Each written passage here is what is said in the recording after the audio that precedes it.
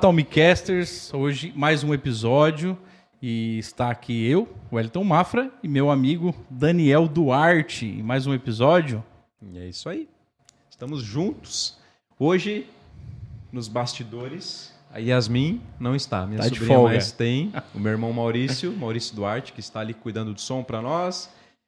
E temos um convidado muito especial, Pastor Salomão, é o meu pastor na área de casais, lá na Onda Dura. Tenho a honra e o privilégio de ser discipulado por ele semanalmente. E contigo, pastor, seja bem-vindo. Gente, que privilégio de estar aqui com vocês, nesse momento, nessa gravação. E estou muito feliz, com muita expectativa desse bate-papo que, como nós já oramos aqui, né, que possa alcançar muitas e muitas pessoas e que possa trazer frutos, né, para o Evangelho. Amém. E hoje também temos um presente, né? A gente tem um presente para os Olha nossos aí. convidados. uma recordação. Isso. Olha aí, ó. É um copo do Talmicast, Olha só personalizado, e vem com uma bolachinha personalizada, um cafezinho. que legal, gente. Obrigado, obrigado. Olha só, olha aí, que legal. Obrigado. Luigi e Benjamin vão gostar muito da bolachinha. Ah, é verdade. Pastor, uma das coisas que a gente sempre conversa aqui com os nossos convidados é um pouco da história de vida, conversão, enfim, se quiser contar um pouquinho da sua história, como aconteceu esse encontro, como Jesus te encontrou. Olha só, vamos lá. Eu tive o privilégio, né, de nascer num berço cristão, né? Papai e a mamãe se converteram na juventude deles, e quando eu cheguei, sou o segundo irmão. Tive o privilégio de nascer numa casa que já tinha sido entregue ao Senhor. Mas no início da minha adolescência, juventude, eu que fui atleta de alto rendimento, com 12 anos eu fiquei já morando sozinho, né? E aí eu já Só pra conheci um explicar, pouquinho. jogava vôlei, né? Jogava voleibol. Para quem não sabe, tô sentado, né? Mas essa criança tem 2 metros, né? E daí, sozinho lá, sem muita estrutura ainda na época, eu me saí, conheci várias questões aí, várias questões nesse sistema que o sistema oferece, né? Mas fui reencontrado, né? O Senhor me alcançou realmente em Joinville. Isso já era 2005, que, para ter um panorama geral, né? Eu tive um problema no ombro e daí isso me distanciou das quadras e eu fiz um concurso para músico da banda do Exército, né? E aí eu vim parar em Joinville, em 2005, quando eu lembro que eu estava chegando em Joinville, já transferido, concursado, eu parei o meu carro na Autocar Défio, no Viaduto, né, uma avenida bem conhecida em Joinville, e eu falei, poxa, tô sozinho de novo, e agora? O que vai acontecer, né? E geralmente na igreja, né, em comunidade de fé, é um lugar fácil de fazer amizade, né? E eu falei, poxa, eu vou na igreja, quero fazer amizade. E eu tive o privilégio e a honra de conhecer algumas pessoas que eram apaixonados por Jesus. E essas pessoas me levaram realmente para perto. Eu lembro que eu fiquei 1 ano sendo discipulado pela tão conhecida irmã Zenate de Oliveira. Fui discipulado por ela, pelo Jorge Espíndola, pastor hoje também. E foi ali os meus primeiros passos, né? Mas foi também no meu primeiro ano de casamento que daí foi aonde foi uma metanoia realmente, né? Então, uma mudança de mente. Foi ali onde o Senhor me encontrou, né? E eu comecei realmente trilhar os caminhos da palavra, ser discipulado na igreja. Então, foi assim, foi esse um pouquinho da minha história. Ali no Exército aqui em Joinville, essa Isso. parte musical, pelo que eu lembro, tem bastante gente da igreja que trabalha ali, né? Eu me lembro que quando eu ia ali na Assembleia de Deus na Getúlio, tinha vários na orquestra que eram Isso. do batalhão ali, né? Isso, 62BI. A banda de música, principalmente em várias organizações militares, OM que a gente fala, né? Ela é recheada de músicos, né? Cristãos. Até porque a igreja, ela é um berço, celeiro, na verdade, né? um celeiro de musicalidade, né? Então, em vários lugares do país, e em Joinville não era diferente, um percentual grande de cristãos. Geralmente, a maioria da Assembleia de Deus, da congregação cristã também, mas tinha bastante. Olha, que eu me lembre, acho que 50%. Era 50%. Um número bem alto, né? Número bem expressivo. E eu me lembro, citou o Espíndola aí, eu me lembro do Maico Espíndola, né? Isso. Maestro, hoje maestro, né? Na sede, grande amigo dele também. O pai dele, o Jairo Espíndola, também foi maestro da banda do Exército aqui em Joinville. Né? Até mandar um abraço para eles. Eu tive a oportunidade de tocar algumas vezes, tanto com o Maicon quanto com o Jairo ali na sede. Muito legal, muito legal. Os queridos. E a questão do esporte ali, tu comentasse a questão do esporte. Se lesionou, machucasse o ombro ali e daí abandonou de vez? Na verdade, não, né? É porque eu fui atleta de alto rendimento, peguei até categorias de base de seleção, né? Joguei vários campeonatos, inclusive fora do país. Mas o atleta de alto rendimento depende a competição, depende realmente o momento, tem às vezes até 3 treinamentos por dia. Nossa. Né? Então o que me retirou realmente foi do alto rendimento, né? Mas quando eu entrei no Exército eu também fiquei à disposição da Comissão de Desportos do Exército, que fica no Rio de Janeiro, ali na Praia Vermelha, na URCA, a ESEFEX, né? A Escola de Educação Física do Exército. Então eu fiquei à disposição por 4 anos. Eu ficava um período lá, então eu era atleta militar também, né? Vamos dizer assim, de ponta nas Forças Armadas, né? Mas aí já era um pouco mais tranquilo do que o alto rendimento profissional, né? Então eu consegui suportar. E era no vôlei também? Voleibol, sempre no voleibol. Sempre no voleibol.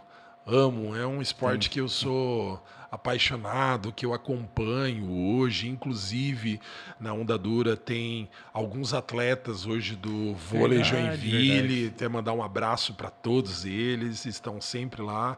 Então, e tem um GP que tem um analista técnico do tem um do GP de casais, verdade. Que ele é faz parte da comissão técnica. Da comissão né? técnica, Isso mesmo. Sou apaixonado por voleibol. Que da hora, hein? Aí, pastor, ali quando você começou a frequentar ali, acho que na Assembleia de Deus, na Getúlio, já foi no Templo Central ali? Foi no Templo Central. Eu vim transferido em fevereiro de 2005 e eu conheci ali o pessoal da sede na Central, né? Foi um momento maravilhoso. Como eu morava no quartel, né, que a gente tem a nomenclatura de Laranjeira, né? Eu morava no quartel, então eu estava na igreja de segunda a segunda, né? Pertinho, ia a pé, bem tranquilo, 10 minutinhos. E como eu estava num momento que eu só queria Jesus naquele momento, era só Jesus que eu queria. Então eu lembro que tinha o ensaio do coral, e naquela época, eu não sei como é agora, eram umas pessoas um pouco mais maduras, né? Não tinha jovens. E eu era o único jovem que estava no coral. Por quê? Segunda tinha o quê? Tinha estudo da palavra. Eu estava. Terça era estudo, era culto de ensino. Culto de ensino. Eu estava. Quarta tinha, não lembro que ensaio eu estava. Quinta era culto da vitória, eu estava. Sexta era ensaio do coral, eu estava. Sábado à tarde, ensaio da orquestra. Sábado à noite, culto jovens, eu estava. Domingo de manhã, escola bíblica dominical, eu estava. Domingo à noite, eu estava. Então, eu só queria Jesus. Só queria Jesus naquele momento, porque eu sabia que eu precisava de uma mudança radical, né? Radical mesmo. Então, eu estava de segunda a segunda na igreja. Isso é uma coisa importante que o pastor falou, assim, dá para entender na história também, que, por exemplo, assim, ele nasceu num lar cristão, mas mesmo assim nós precisamos ter um encontro real com Cristo, né? Porque às vezes a gente não entende que o nosso filho ainda não se converteu. Né? A gente pensa, mas está na igreja, não sei o quê. Ele precisa daquele encontro racional, onde ele é encontrado e dali para frente ele entende a importância do evangelho na vida dele, ele entende a importância de caminhar com Cristo e aí começa de fato a ter uma mudança de mente, né? Isso, eu falo que eu nasci no forno, mas eu precisei ser amassado para virar pão. Essa é boa, essa é boa. E foi maravilhoso. Mas, e é um processo, né? É um processo de santificação. Sim. Eu lembro que no primeiro ano de casado, nós passamos por alguns momentos difíceis na área da saúde da Cássia, minha esposa. Beijo, meu amor. Ela você conheceu aqui? Não. Ela eu conheci em Maringá, no Paraná. Maringá. Eu e ela, nós somos do Paraná, né? Eu sou pé vermelho, sou londrinense. Mas na época eu morava em Curitiba.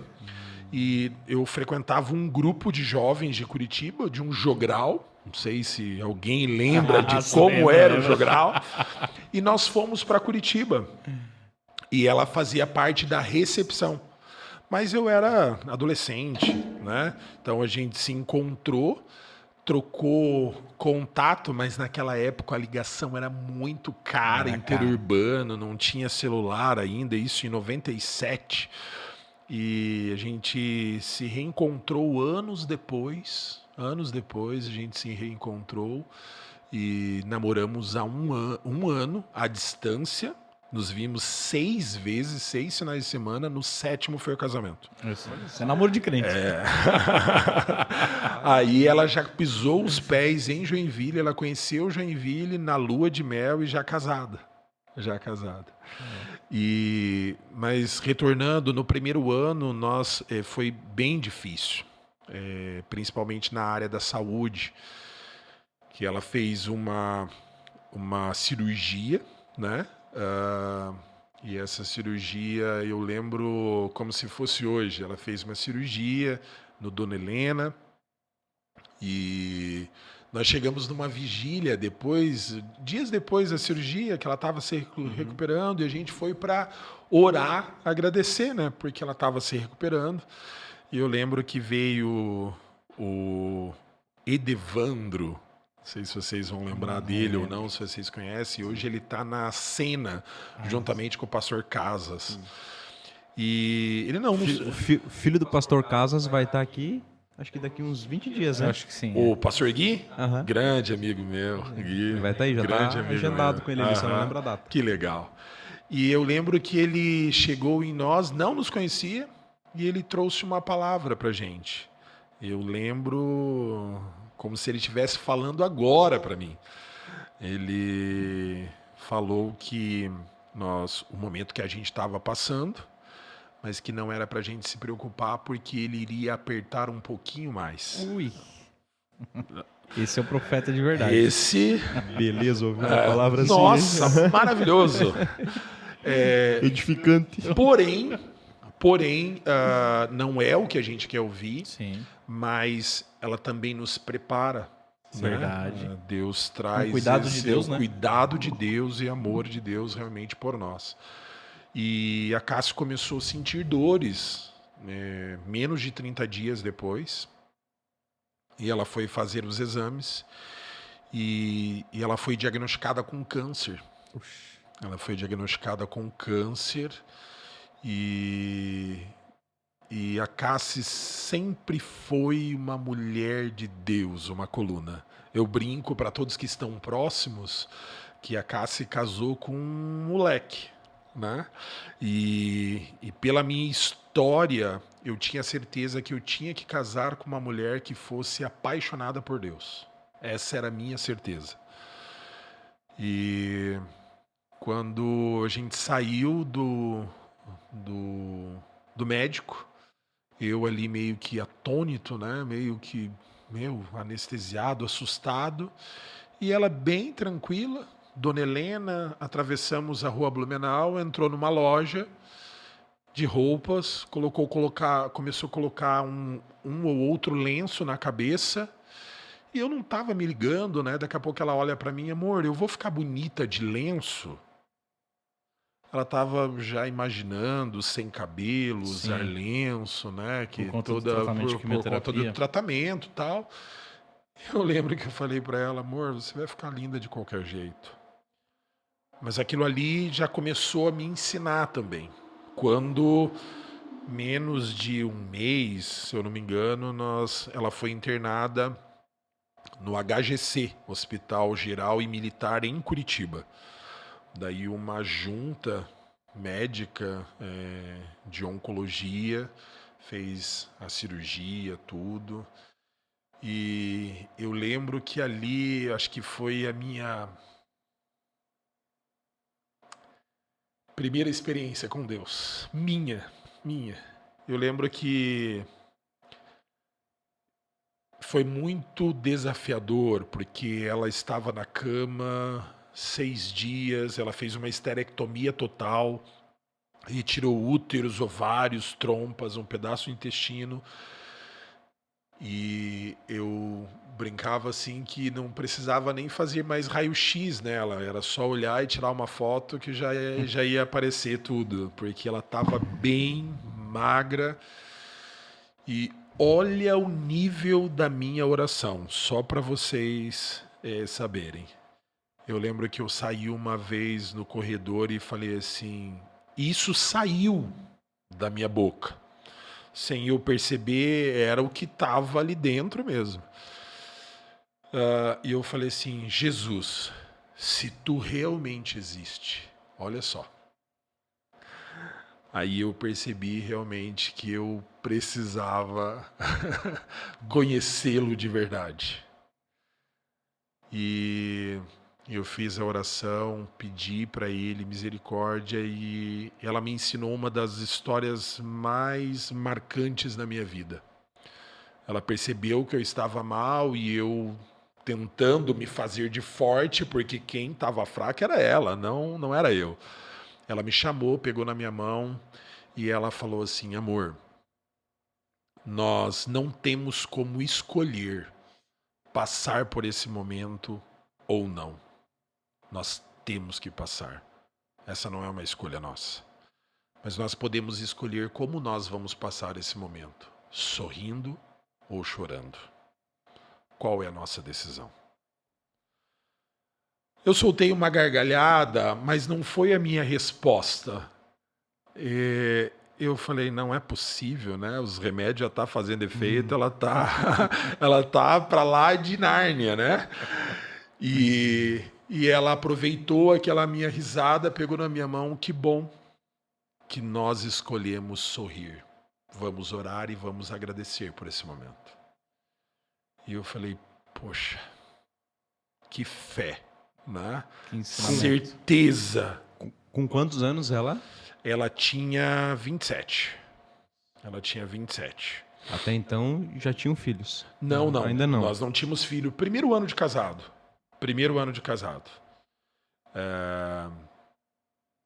E depois daquele momento, se não me falha a memória, 2 dias depois, a junta médica chegou, porque já tinha feito o mesmo exame umas 2, 3 vezes. Eu lembro que chegou para nós e falou, olha, nós não sabemos o que aconteceu. O câncer existia, mas ele não existe mais. Olha aí, ó. Glória a Deus. Glória a Deus. Então, ela não precisou passar por outros tipos de tratamento. E logo, dias depois, ela teve alta e o Senhor realmente deu um destino diferente para nós. Mas foi a minha primeira experiência, assim, realmente, Já no modo hard. com Deus. Lá para... Falei, não é possível, né? Acho que estou muito atrasado. Ele já veio com tudo. Mas foi maravilhoso. Mas nunca vou esquecer, né, do que o Senhor fez, continua a fazer, mas essa é realmente um start assim na nossa vida de casal, assim. Foi maravilhoso a gente passar por isso, ter essa experiência e conhecer Deus de mais de perto. Tô impactado aqui. É. Nem ouvimos tudo ainda, né? Não, né? Depois disso tem alguns frutos. Eu acho que a gente vai chegar lá na frente. Tem alguns frutos depois disso. Porque assim, ó, e aí com isso você já tem a consciência que não teriam filhos naturais. Sim, não teríamos filhos biológicos. Esse é o que eu tô... É o que tu tá pensando aí, né? Matutando. Então, na verdade, a Cassi, ela tinha certeza desde a adolescência dela que ela não seria mãe biológica. Sério? Ela tinha essa certeza. Olha só. E eu lembro que numa das nossas conversas, a gente se conhecendo, claro que eu não sabia que era uma pergunta gold na época, né? Para mim que era só uma pergunta normal, mas para ela tinha muita importância. E depois eu fiquei sabendo que isso era importante para ela. Ela me perguntou, né? A gente estava meio que começando o relacionamento, se eu tinha sonho de ser pai e tal. Eu falei, eu tenho, quero constituir uma família e tal, quero ser pai, sim. E você já pensou sobre adoção, alguma coisa assim? Eu falei, não, nunca pensei, mas para mim não teria problema. Filho, e se assim Deus quiser para nós, para mim, estou bem tranquilo, eu só quero ser pai. Isso eu tenho certeza. Ela já saiu desse assunto e tal, mas ela tinha certeza. E quando ela fez essa esterectomia total, aí a gente já começou a conversar sobre adoção. Mas, na realidade, nós entramos na fila ali com 6, 7 anos de casados. 6, 7 anos de casado, eles vão fazer 7 anos agora conosco. 14, isso mesmo.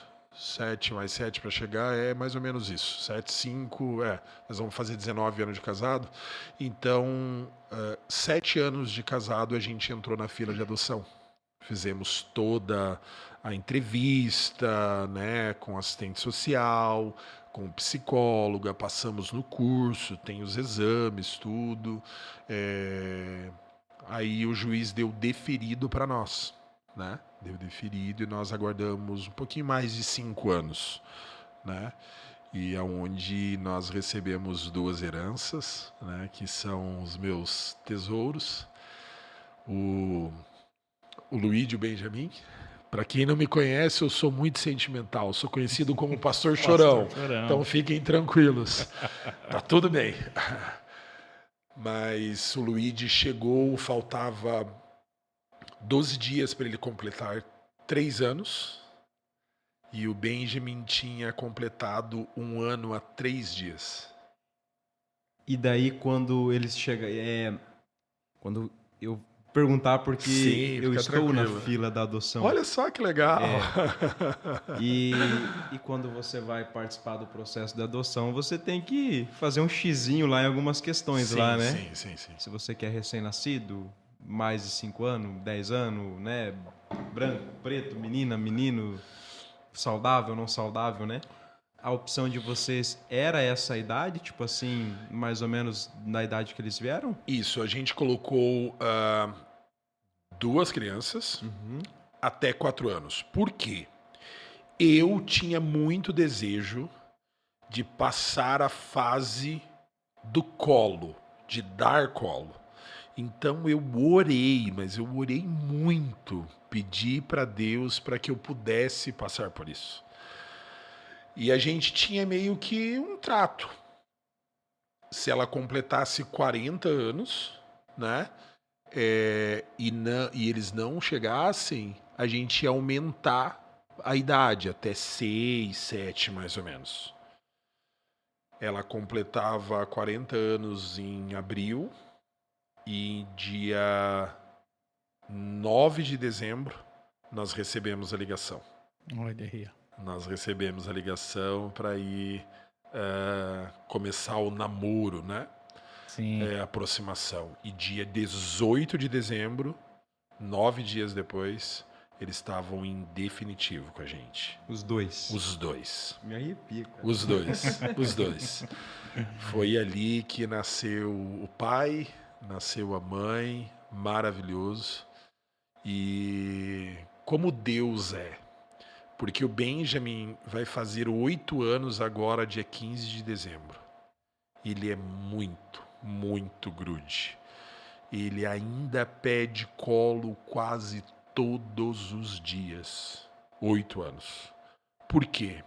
Porque eu pedi para o Senhor que eu queria passar essa fase do colo. E como ele era parrudinho, e a Cassie, eu tenho 2 metros, a Cassie tem 1,62, mais miudinha. Então, geralmente, 90% das vezes era eu que levava o Benjamin. Então, era eu que levava ele no colo.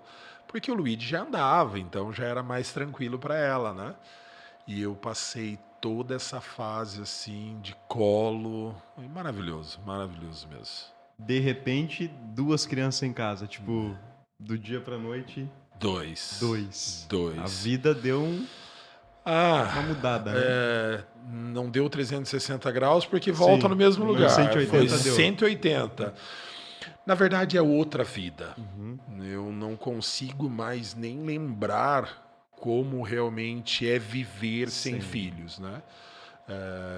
Hoje já o modo automático, né? Você não consegue fazer nada sem pensar neles, né? Eles são tudo que eu tenho. Essa que é a realidade, né? E assim, é muito engraçado para os mais próximos, né? O El sabe disso. Os mais próximos amigos, eles tiram muito, eles brincam muito comigo, né? Pastor, o seu crime foi perfeito. Parecido demais. Muito demais, parecido. demais. E não é só isso. A personalidade deles está cada vez bem mais assim, igual.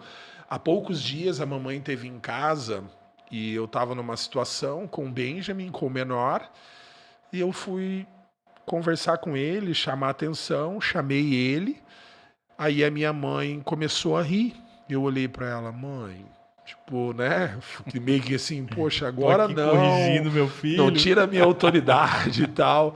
E ela me pediu desculpa, filho, me perdoa. Eu não tô rindo do momento. Eu estou lembrando que você era igualzinho. Eu não, mãe. Ela era igualzinho. E daí eu falo assim, é um presente de Deus, né? Presente de Deus. Pastor, para quem está passando por esse momento, falo por mim também, quem está passando por esse momento da espera, né? Você passou por isso, 5 anos, mais ou menos ali, né? Sim. Falou, né? Você e sua esposa. A gente sabe que a espera, ela sempre é dolorosa. Por mais que esteja firmado em Cristo e tudo mais, a espera, ela é dolorosa. Às vezes os familiares e amigos que estão perto não sentem, mas quem está ali vivendo dia após dia sente como se fosse um abandono, né? Tipo, quando vai chegar a minha vez? Quando eu vou ser papai e mamãe, né? O que o senhor pode nos dizer, o que você pode nos dizer quanto à espera? Como foi a espera até chegar as 2 crianças na vida de vocês? Ela foi assim, tinha aquelas horas que dava aquela angústia, aquela ansiedade, ou foi plena, foi tranquila todo o tempo? Claro que na minha posição agora é muito mais fácil falar. Nós também, como cristãos, nós temos os dilemas, Sim. né? Mas nenhum dos dilemas faz com que nós deixamos de crer que Deus é soberano e realmente a nossa história e de muitos outros, realmente a gente mais uma vez comprova o que a palavra nos afirma. Quando o sábio Salomão, o outro, diz que em Eclesiastes que há tempo para todas as coisas. Nós, não é Deus que precisa desse tempo cronos, né? Porque a vontade dele é boa, perfeita e agradável. Mas realmente ele tem tudo no seu controle, sabe? Então eu vejo muito hoje o Benjamin e o Luigi e eu falo, não poderia ser outros. Eu lembro que nós orávamos desde quando entrou na fila. Gente, Deus, aonde quer que eles estejam, esteja com eles. Se eles já vieram a esse mundo ou não, esteja com eles. Então, é realmente trazer à memória aquilo que nos dá esperança. A palavra de Deus. Ele não sabe errar. Ele não erra.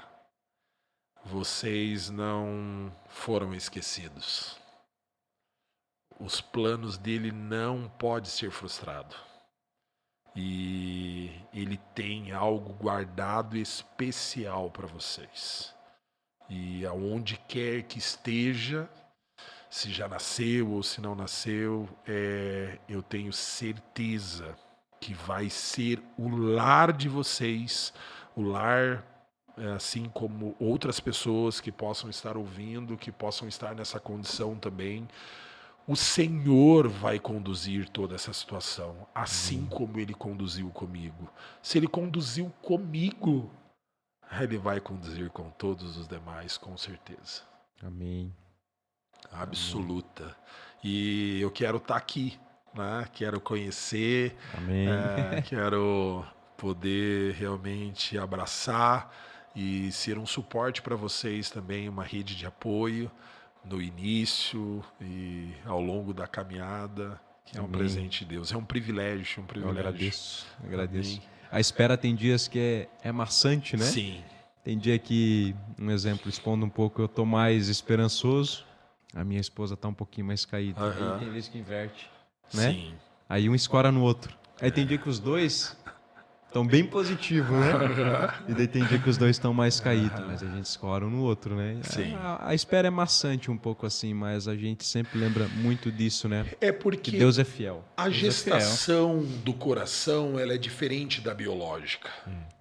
A biológica, você sente o chute, você já vai preparando a decoração.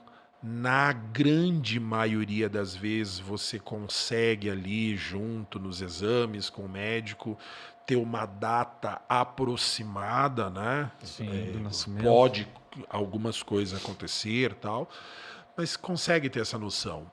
E a gravidez do coração, ela é fria. Porque o seu nome está lá numa lista que tem centenas de pessoas num sistema, né? Num sistema. Mas não foge do controle de Deus. Isso que é maravilhoso. É maravilhoso. Não foge do controle de Deus. E eu lembro que quando eles chegaram em Joinville, tem o projeto de família acolhedora, né?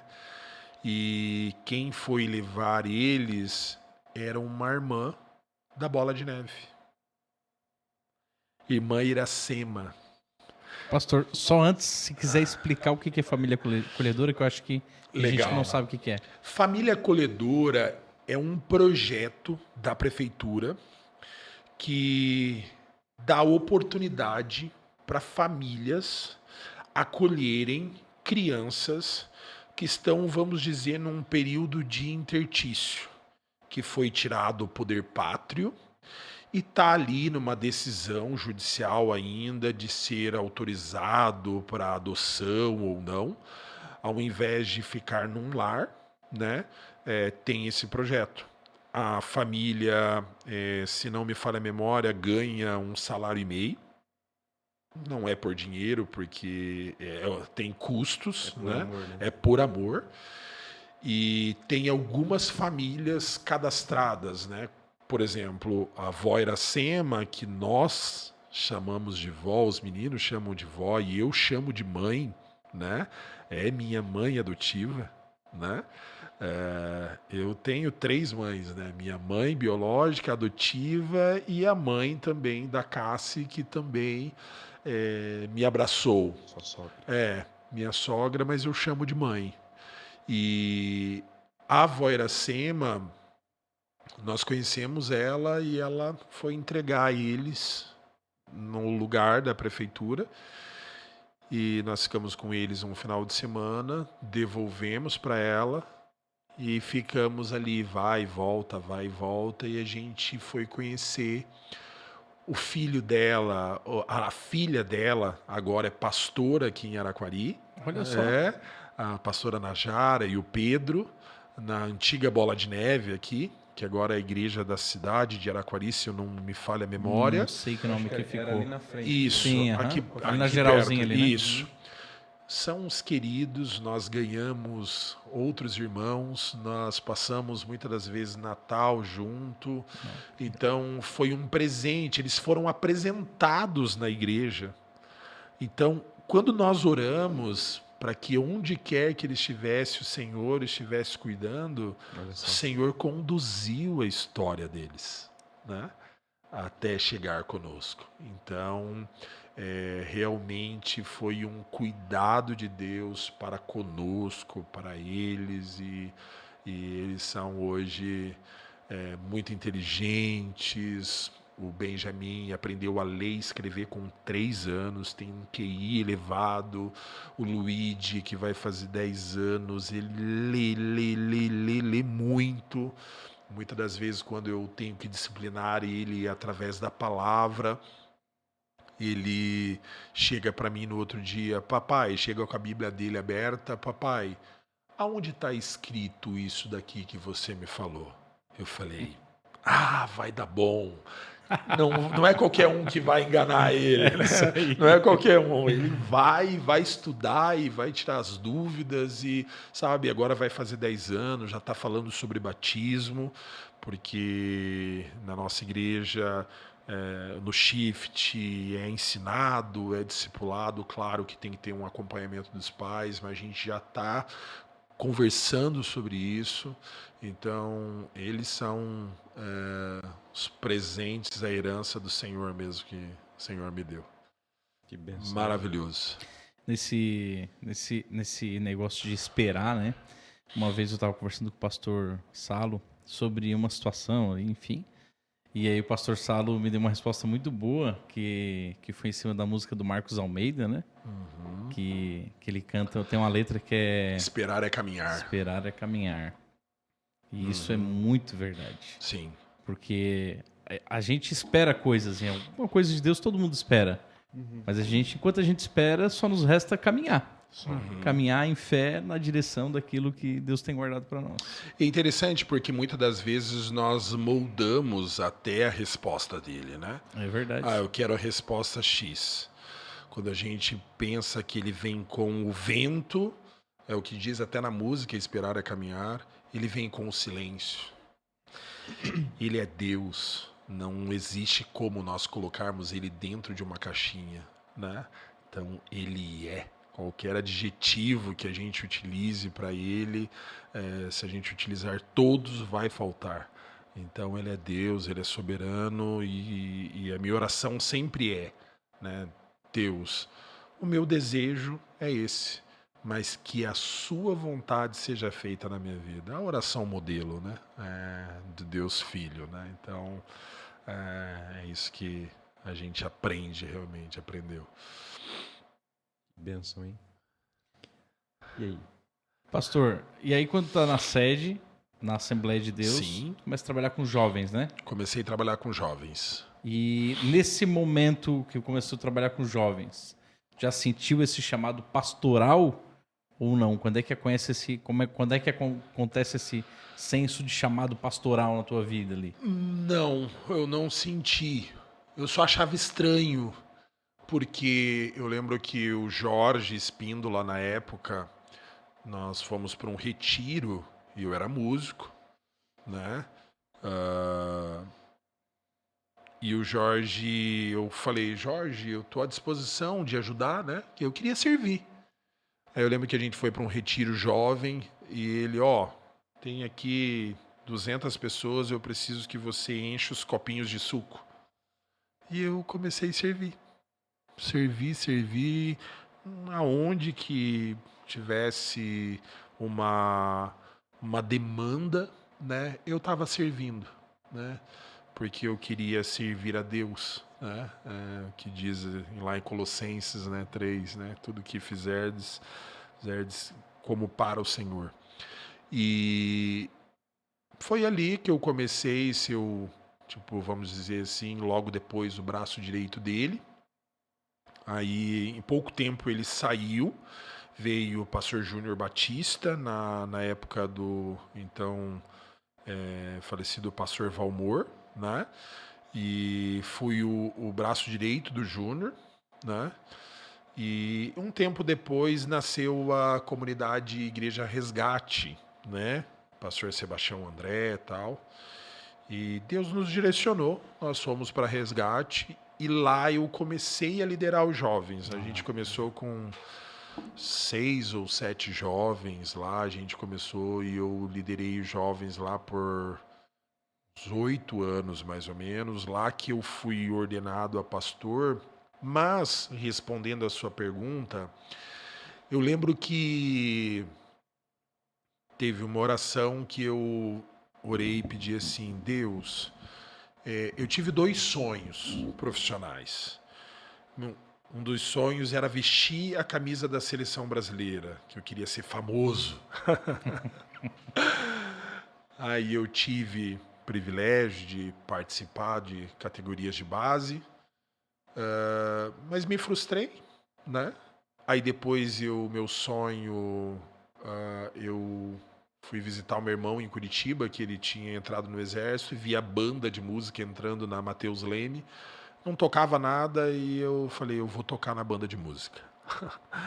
E fui estudar, aprender um instrumento, teoria, estudei bastante para passar num concurso, no âmbito nacional. Só que eu também, de certa forma, eu acabei me frustrando, né? Não por conta de alguma coisa lá, porque era aquilo que não, é isso que vai me preencher, né? E não era. E um certo dia na igreja, eu fui orar. Deus, o que o Senhor tem para mim? E do nada veio uma pessoa orando numa oração e disse: o Senhor tem te separado para o pastoreio. Mas aí eu entrei em crise, né?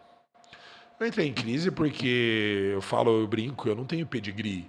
Meu pai, não tenho irmão, não tenho nada na família que é pastor e eu não, em alguns momentos da minha caminhada, eu não tive boas experiências, porque eu não gostava de um modelo assim meio que tradicional, talvez, né? Não tenho nada contra, mas não era muito para mim.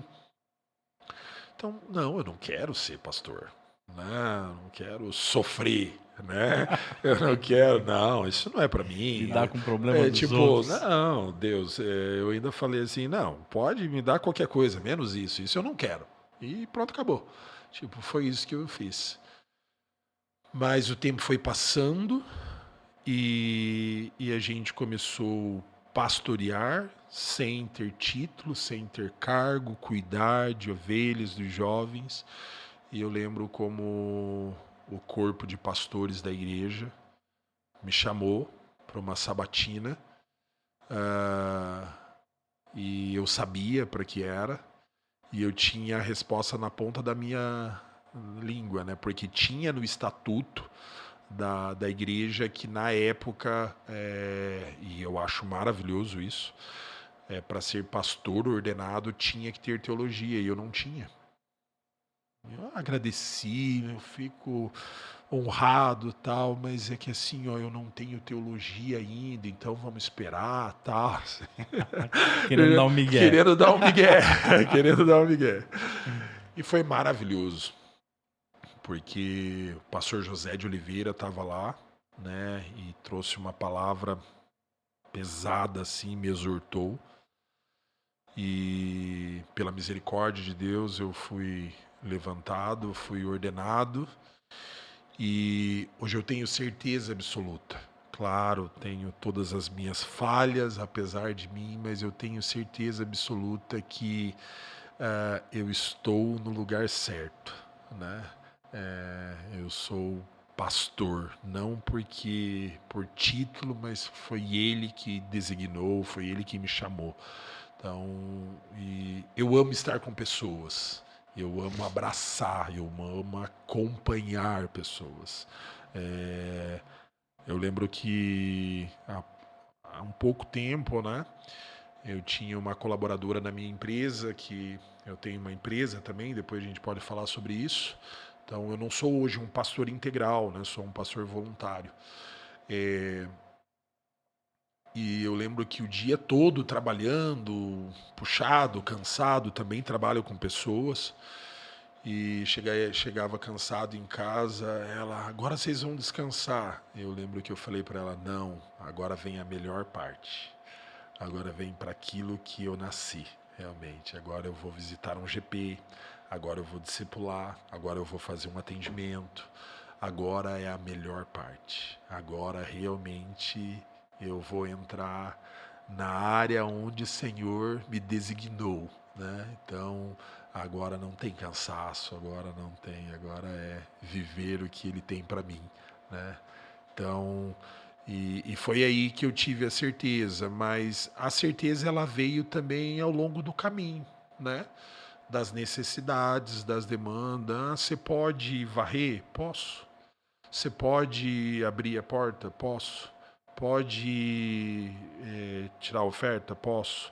Pode pegar o microfone? Posso. Pode estar à disposição com a necessidade, com a demanda do reino, né? E foi no caminho realmente que o Senhor me chamou, assim. Nessa época tinha quantos anos? Quando eu fui pastor? Isso foi em 2014, 10 anos, 34. Não, já era militar ainda ou não era mais? Não, eu não era mais militar. Não era mais militar, eu era mais né? militar, eu já tinha uma empresa. Eu tenho uma empresa de administração de condomínios. Sou síndico profissional. Né? Então, presidente do núcleo de síndicos da SIG. Também sou assessor do deputado estadual Matheus Cadorim. Um menino de Deus que foi meu jovem, né? Foi liderado por mim lá na Resgate. Aí, logo depois que ele chegou da China, né? E conheci ele lá, um menino de Deus. E daí ele foi eleito. Primeiro eleição dele foi direto a deputado estadual, foi eleito e me convidou. E eu vejo que eu tenho uma missão além de trabalho lá, tem uma missão lá também. Tem uma vida bem puxada, então bem corrida, né? Bem corrida, mas é maravilhoso. É maravilhoso. Eu costumo dizer para todos, né, que o meu descanso não é aqui. Meu descanso não é aqui. Eu tô acordando geralmente assim 6h30 e dormindo 11 horas, 11h30 todos os dias. Mas eu acho maravilhoso. O Senhor tem dado saúde. No meio dos estudantes tem um projeto maromba ainda. Sim, treinando todos os dias, todos os dias. Vai junto, Hélio. O pastor The Rock. The Rock, é verdade. Mas tem uma coisa nesse chamado pastoral que o Salo fala que eu acho muito importante e muito verdadeiro, assim. Quando o Salo veio conversar comigo e com a Tabata pra gente liderar casais aqui em Araquari, né? Teu primeiro grupo. E a gente já servia na igreja, fazia várias coisas, e ele falou assim para nós: olha, hoje Deus está chamando vocês para um rebaixamento, né? Vocês não serão promovidos, vocês serão rebaixados. Vocês vão ter que servir ainda mais. E isso é muito verdade. É porque à luz da palavra, o líder, o discípulo, ele tem apenas uma função: servir, lavar os pés. Foi assim que Jesus fez conosco, né? Ele deixou a sua glória para morrer uma morte de cruz por nós, por um pecador, por um caco igual eu, né? Ele me amou primeiro, né? E é interessante que um pouquinho antes, né, dele ir, né, os discípulos começaram, né? Pai, ó, lembre de mim, né? Uma cadeira cativa ali, né, ao lado direito e tal, reserva lá para mim. E o que ele diz? Vocês não entenderam nada. No reino dos céus, o maior é o menor, é aquele que serve. Mas nós vivemos num mundo, num sistema que é diferente, né? Que eu entro como office boy na empresa, né? E não tem nada de errado, né? Que vou crescendo, vou galgar, auxiliar administrativo, até virar o CEO. Né? E eu vivo nesse mundo também, né? Tenho o privilégio de ser presidente de um núcleo lá na CIG, aprendo muito, muito bom. Mas no reino é diferente. No reino é diferente. Opa, meu irmão, você não está vindo aqui para você ganhar estrelinha, você está vindo para servir. Essa que é a realidade. Tu quer? É isso. Então, seja bem-vindo. Mais um. Engraçado que a palavra do pastor, ela se completa com aquilo que o Clayton falou para nós e a Vive, né? Muito se prega hoje o Cristo vencedor, né? Morreu como apenas. Cordeiro. Apenas. Como aquele que triunfou, venceu, e aquele que vai te trazer sempre vitória, aquele que vai te trazer vitória, né? Ressuscitou como um leão, né? Mas não se fala muito do Jesus, o Nazareno, que sofreu, que abdicou de várias coisas para sofrer, para servir, para lavar os pés, né? É que eu costumo dizer hoje que alguns prega o evangelho dos evangélicos, que a nossa cruz vai ter uma almofada, o nosso deserto vai ter ar-condicionado, e o evangelho de Cristo é diferente. É só ver qual foi o final dos discípulos. Sim, verdade. Não morreu num transatlântico com suquinho, né?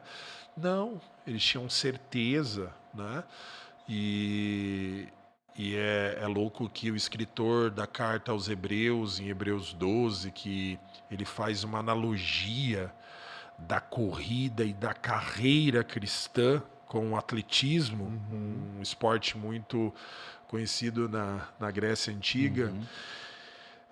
No original, essa palavra carreira é agona, é uma corrida agonizante, né? Mas que a gente precisa olhar o quê? Para o consumador da nossa fé. E a gente precisa olhar para a nuvem de testemunhas que começa ali no versículo. E quem são essa nuvem de testemunhas? É só a gente voltar a um capítulo anterior, os heróis da fé, né? E o que é uma testemunha? É Marte, né? E o que é uma testemunha? Alguém que viveu algo e pode assinar embaixo do que vai acontecer. E eles estão ali para testemunhar que no final dessa corrida, dessa carreira agonizante, quem está lá nos esperando? Jesus, o autor e consumador da nossa fé. Então nós temos que ter essa certeza. Sim. Tá difícil? Tá. Meu irmão, igual a profecia que foi para nós lá no primeiro ano de casado, talvez vai piorar um pouco mais, mas ele é o quê? O Deus Emanuel, Deus conosco. E ele que está conosco nessa corrida. E glórias a ele. E aí, tudo vai bem. Tudo vai bem. É, Profundo, né? muito, muito profundo. E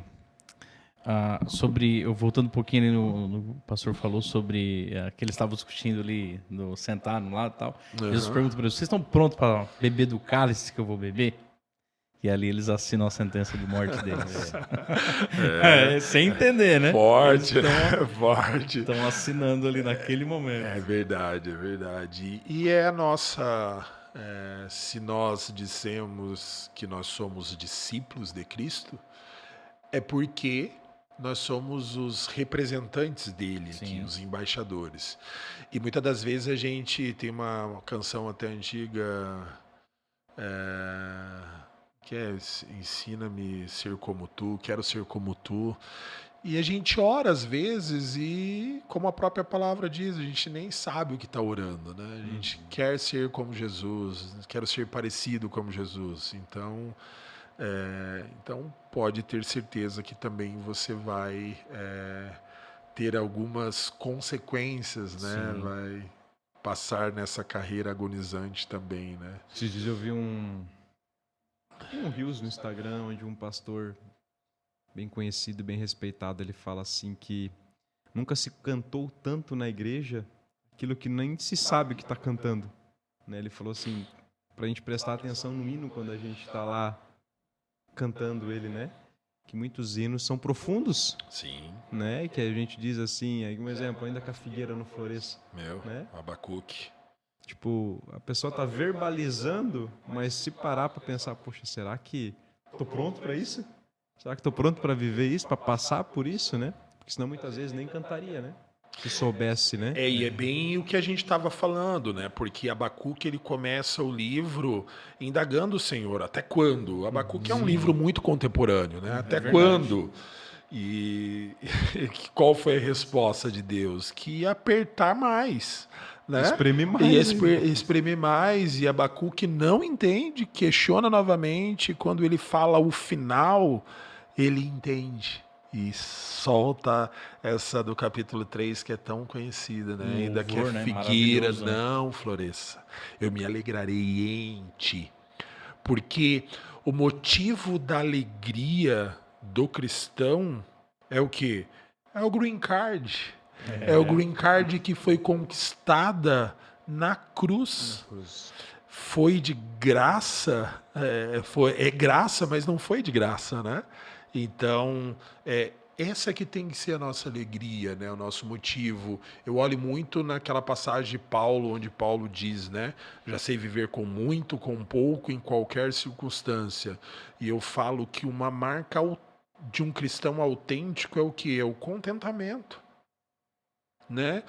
E nós estamos suscetíveis. Hoje talvez você tenha um pouquinho de dinheiro na conta, amanhã talvez não tem mais. Hoje às vezes tu trocou de carro, às vezes amanhã não tem o carro, tá numa casa boa, às vezes não tá mais, tá com saúde, às vezes... Mas se nós dependermos das circunstâncias, né, do tempo, da economia, para nós sermos contentes, miseráveis homens que somos, porque a nossa alegria tem que ser em Deus, Deus da nossa salvação. Por isso tanta gente frustrada, né? Por isso uma geração tão frustrada, né? Que sempre está buscando contentamento em algo palpável, em algo visível, né? E daí quando tem aquilo, você mencionou, né? Sim. Que queria entrar para a banda. E quando chegou, tipo... É porque nós somos insaciáveis. Nós somos insaciáveis. O ser humano, nós sempre queremos mais. Dostoiévski diz que existe no homem um espaço que só Deus preenche, só Deus completa. Então, muitos procuram o quê? na fama, no dinheiro, na luxúria, no carro, na casa. E assim, nós só seremos completos no Senhor. Então, é por isso o motivo da frustração, né? Ah, eu casei com essa mulher para ela me fazer feliz. Ela não é capaz. Homem e mulher nenhuma é capaz de fazer o outro feliz. É só Deus que pode completar realmente a nossa vida. Só. E a gente tem um manual da felicidade em Mateus capítulo 5, no Sermão do Monte, né? Quando Jesus Sim. fala bem-aventurado, ou também feliz aquele, né? E ali tá tudo que a gente precisa para ser verdadeiramente feliz. Isso. Porque esse tipo de coisa é contentamento momentâneo, mas aquelas coisas ali que Jesus fala são o que vai trazer a gente felicidade genuína. E eterna. é muito interessante, né? Eu acho que deixar bem claro, né? Tem algum erro a gente querer trocar de carro, não querer tem. fazer uma viagem, se eu puder ter uma reserva financeira, um investimento, erro nenhum. Agora, quando isso se torna o meu Senhor É e verdade. se torna a minha segurança, Vai dominar a tua vida, né? tá o erro. Aí tá o erro. Ou, não, agora eu não tenho, eu não sou feliz. Agora eu não tenho, eu não vivo em paz. Não, mas que paz que é essa? Porque a paz que ele nos oferece é aquela que excede todo entendimento. E já pensou? É que excede o nosso entendimento, que nós não conseguimos entender. É a paz que ele nos dá. Né? Independente da circunstância que a gente está passando, com saúde, sem saúde, com dinheiro, sem dinheiro. Né? Então, é isso. Né? Então, a nossa alegria precisa estar no Senhor. Pastor, e aí voltando no assunto ali, você foi pastor de jovens muito tempo ali na Resgate. Sim. E aí você faz a transição para a Onda ali. Aham. E você esperava em algum momento trabalhar com casais? Como que foi essa transição de jovens para casais? Como é que foi essa adaptação, que é um mundo completamente diferente, né? Então, primeiro eu queria até honrar o meu pastor, né? Pastor Lipão, porque eu lembro que acho que hoje eu tenho 10 anos de Onda, e ali por os 3 anos, mais ou menos, de Onda, teve um dia da visão que ele chamou eu lá na frente e falou na frente de todos os líderes, né, que quando eu cheguei, ele perguntou para o Senhor o que eu estava fazendo lá. Porque eu lembro que eu e a Cássia, nós éramos os vovô da Onda.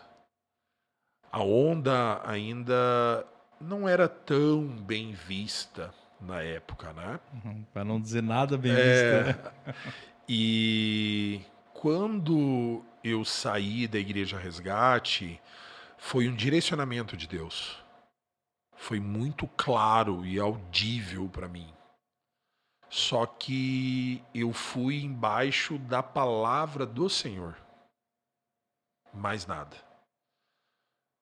Eu tive convite também de mais 2 pastores da cidade, que são homens de Deus, para estar auxiliando no trabalho de jovens. Cheguei na igreja tal, e é o que eu mais queria na época.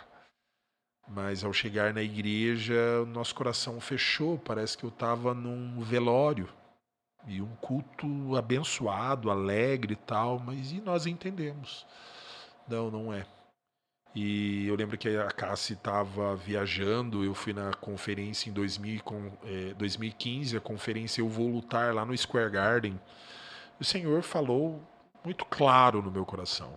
Conferência da Onda, né? Conferência da Onda, a primeira conferência da Onda. E eu fui falar com o Lipão, né? Ele sempre muito sábio, me abraçou, falou que eu era bem-vindo, e a minha esposa chegou e eu falei para ela.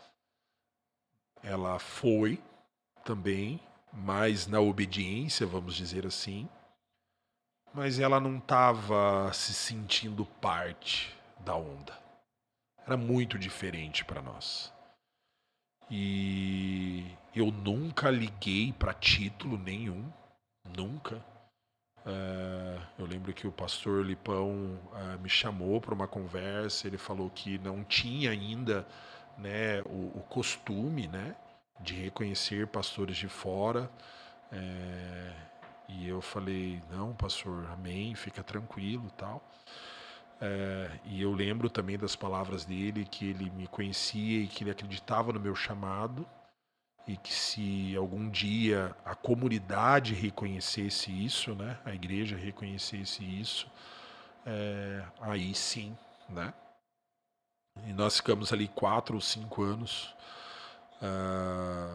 sem ser reconhecido, nada, não foi o que a gente buscou. Mas voltando um pouquinho, eu lembro que com 6 meses de onda, a Cássia chegou em mim e falou, amor, preciso conversar com você. Eu não me sinto bem aqui. Eu me sinto muito deslocada.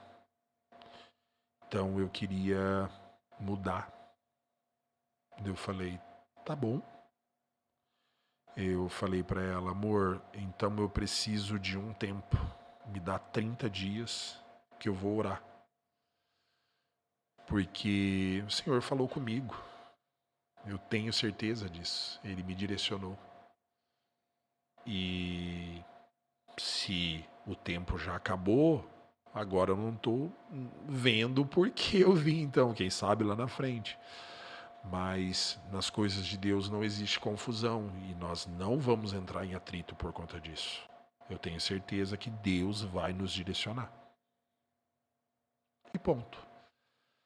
Aí, acabando o prazo, eu lembro que a pastora Larissa, esposa do pastor Lipão, me chegou, queria que vocês fossem num churrasco, numa casa tal. Num sábado fomos no churrasco. Aí o churrasco ali, casais, tudo, tal, conversa vai, conversa vem. O pastor Lipão até trouxe uma pequena reflexão, tal.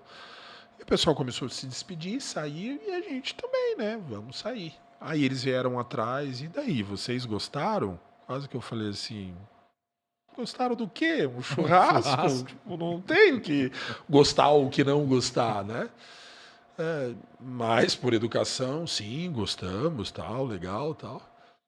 Segunda-feira tem uma reunião que queria que vocês participassem. Aí fomos para a reunião, tinha 3 casais nessa reunião, que ele tinha montado um grupo de casais. Há 1 mês e meio, 2 meses, estava um grupo de casais. E a onda, nós trabalhamos com os 4 Cs para os líderes, né? A gente olha a questão do chamado, né? Se a pessoa tem um chamado. Trabalhamos também a questão da competência, do caráter e também da combinação, me fugiu a palavra aqui agora. Se a pessoa combina, né?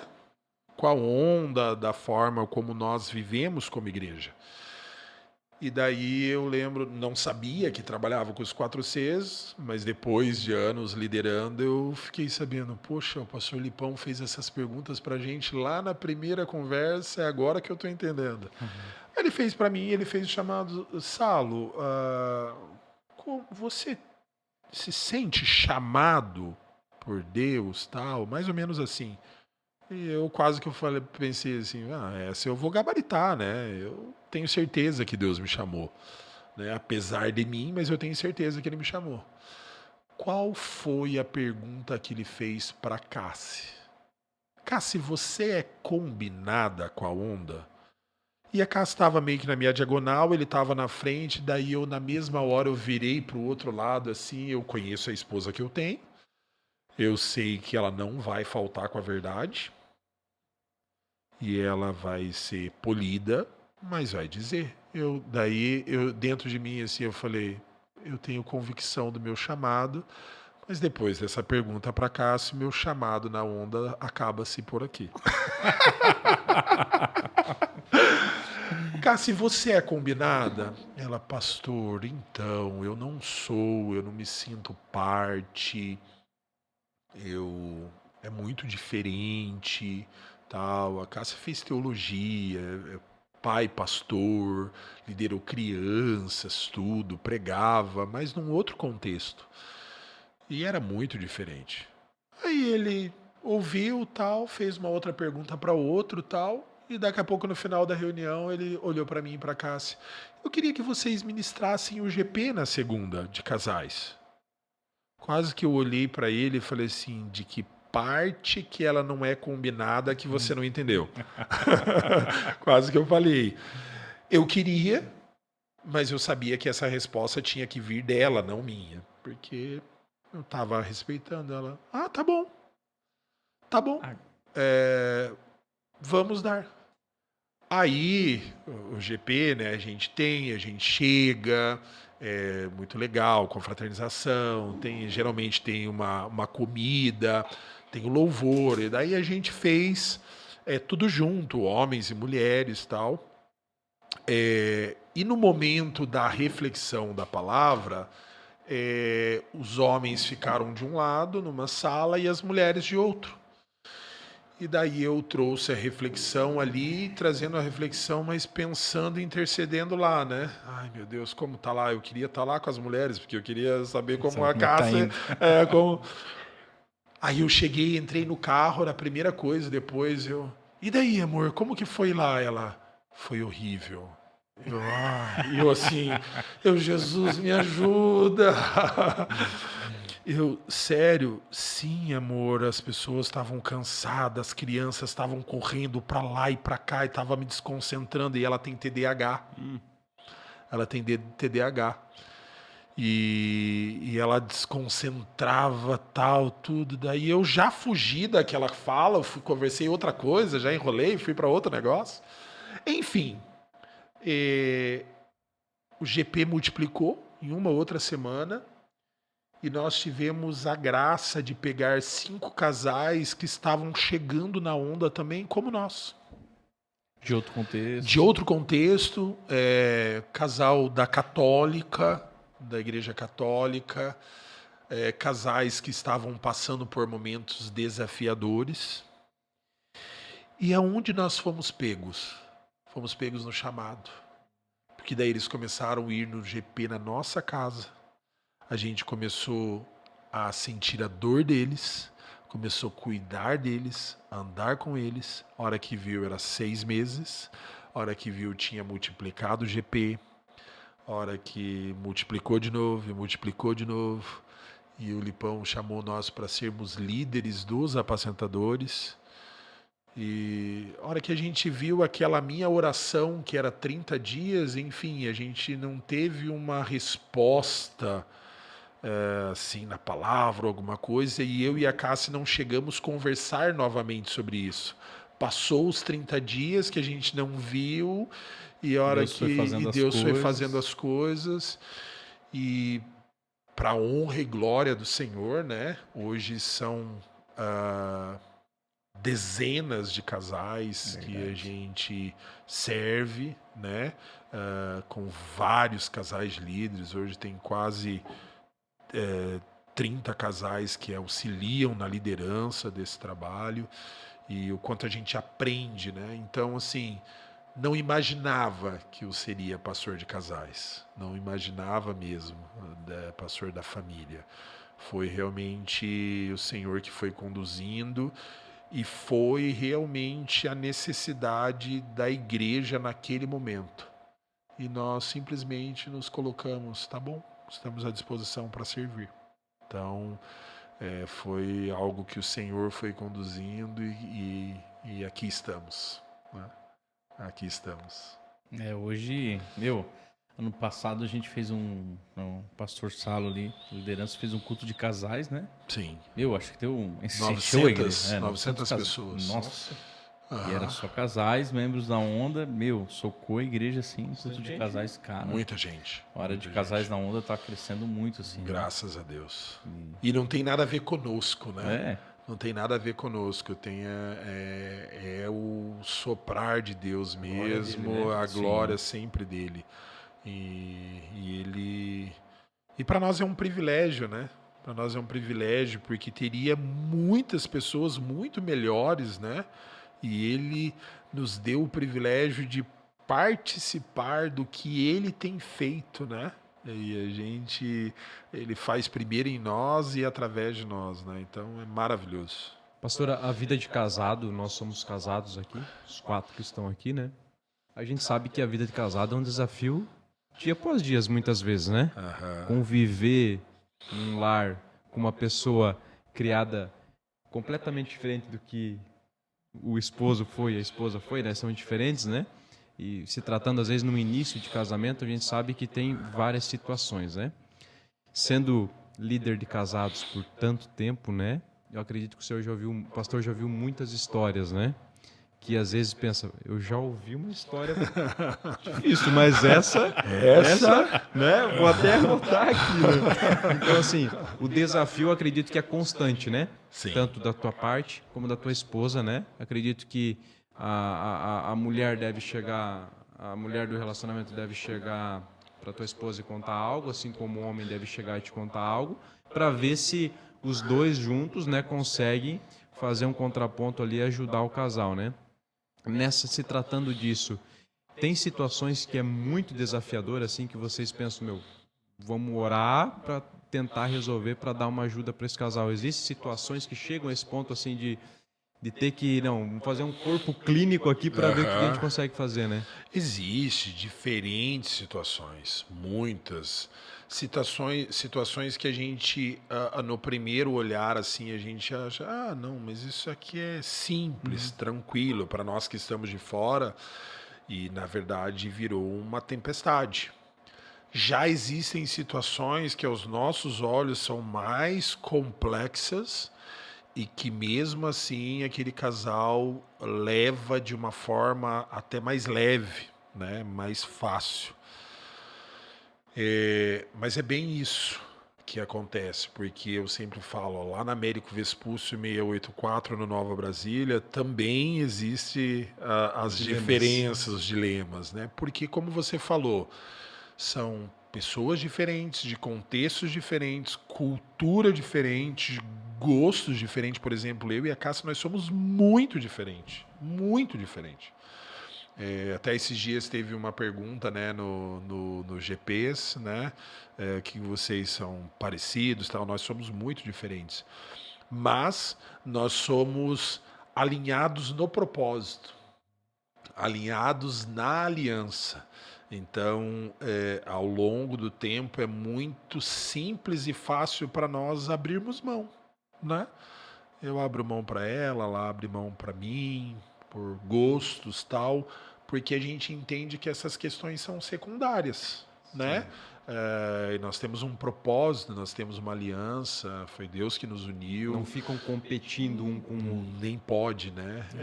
A própria palavra diz que um reino dividido, ele não subsiste, né?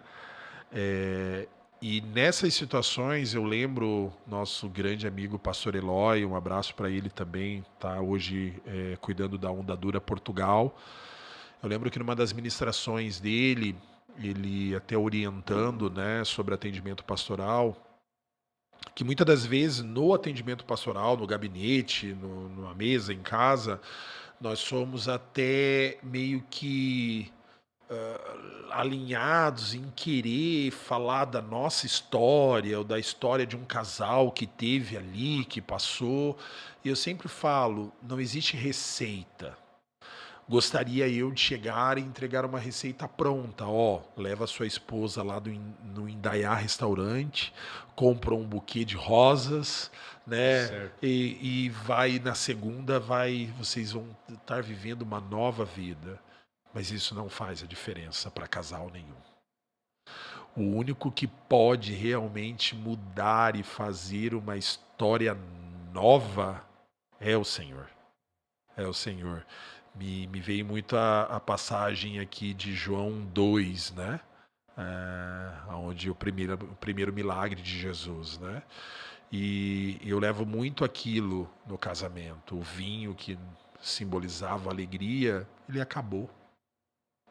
Mas tinha algo de diferente naquele casamento. Que foi convidado para estar naquele casamento, era Jesus. E é só Jesus que pode fazer novo tudo aquilo que já perdeu a graça, perdeu o brilho. E um vinho melhor. Um vinho melhor.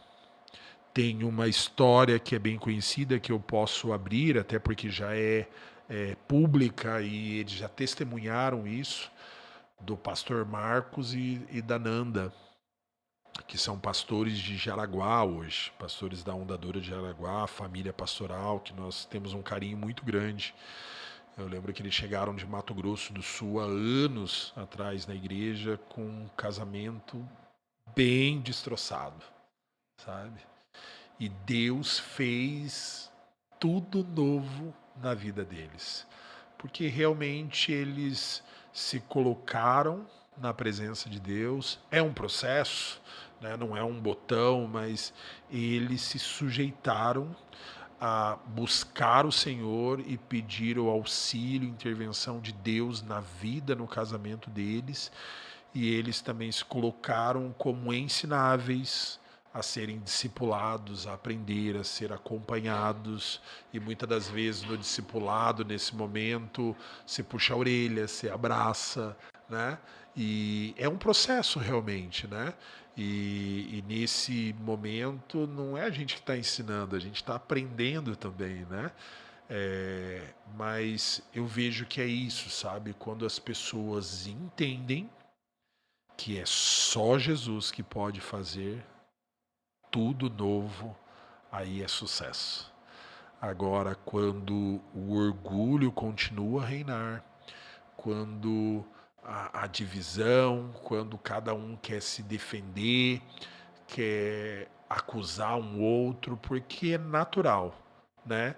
A gente chega, ele tá acusando porque ela, porque aí daqui a pouco ela não é que ele. Isso é antigo, né?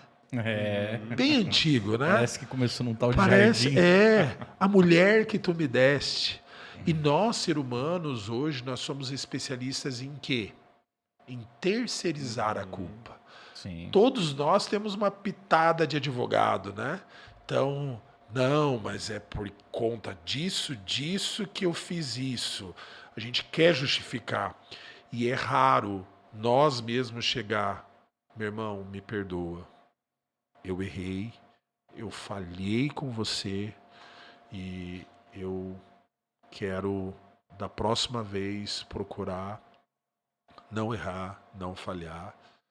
Então, no casamento precisa ter, né, essa humildade, essa questão, eu peço perdão, eu te perdoo, né? O abrir mão de si para que o time, né, o casal vença, né, a família vença. E eu acho que hoje um dos maiores desafios é que a gente vive num mundo muito egoísta, né? Um mundo olhando para o meu umbigo, então não se comunica mais. Os meus sonhos, meus desejos, as minhas metas profissionais, e eu vou levar adiante, independente do que isso aconteça, né? Porque a minha carreira é mais importante. Isso é triste, né? Isso é triste porque as famílias estão sendo atacadas e muitos não estão nem percebendo. A hora que percebe, tá lá no gabinete com a mala pronta e pedindo socorro, né? Já tá na UTI. Então, mas o que a gente sempre traz é a palavra. É a palavra, é a direção pela palavra, porque é só Ele que pode fazer. Eu mesmo não consigo ter, por mais que eu tenha experiências, eu não consigo passar nada do que eu vivi que vá fazer efeito na vida de qualquer casal. Não tenho. E nós, seres humanos, na nossa forma natural, nós somos egoístas, individualistas, a gente quer sempre o melhor para nós. E quando Jesus entra na história, como o pastor falou, e a gente aprende que o nosso propósito é servir ao próximo, aí esse é um negócio que muda o casamento também, né? Quando tu aprende que tu tem que servir a tua esposa. Tua esposa te servir, né?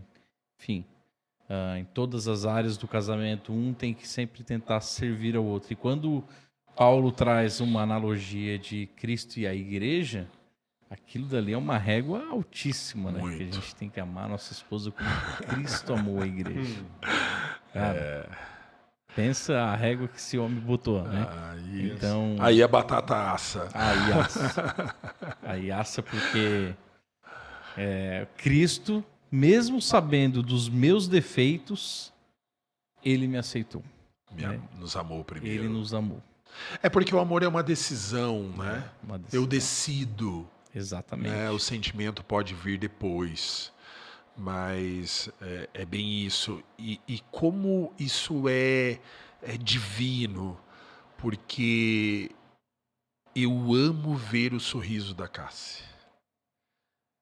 Se é para comprar uma coisa, se é para fazer algo que ela quer, que ela goste, eu faço o possível. Quando eu vejo ela reclamando de algo ou triste, eu vou pro zero. Eu falo, o que eu posso fazer? Será que hoje é o abraço? Será que hoje é o ouvir? Ou se é comprar? Mas às vezes não é comprar algo caro, uma lembrança. Passar e comprar uma rosa. Chocolate favorito. Uma rosa. Mas hoje não é meu aniversário, hoje não é dia. Não, mas eu lembrei de você, né? Você é importante para mim, né? Tem um livro que é muito bom, As 5 Linguagens do Amor, que é maravilhoso, a gente saber qual é a linguagem de amor do nosso cônjuge, né? Isso traz estrelinhas, traz bônus para nós. Então, e isso é muito importante, porque quando eu estou servindo ela e ela tá feliz, cara, aí é tudo, né? A gente fica feliz. Fica feliz. E para quem está se baseando nesse livro, quando a gente fala servir um ao outro, não é o atos de serviço, Não. né? É servir em amor, né? Em amor. Uma lembrancinha é servir a outra pessoa. Sim. Ou um ato de serviço também é servir a outra pessoa. Porque lá é palavras de afirmação, tempos de qualidade, serviço, presente. E toque físico. E toque físico.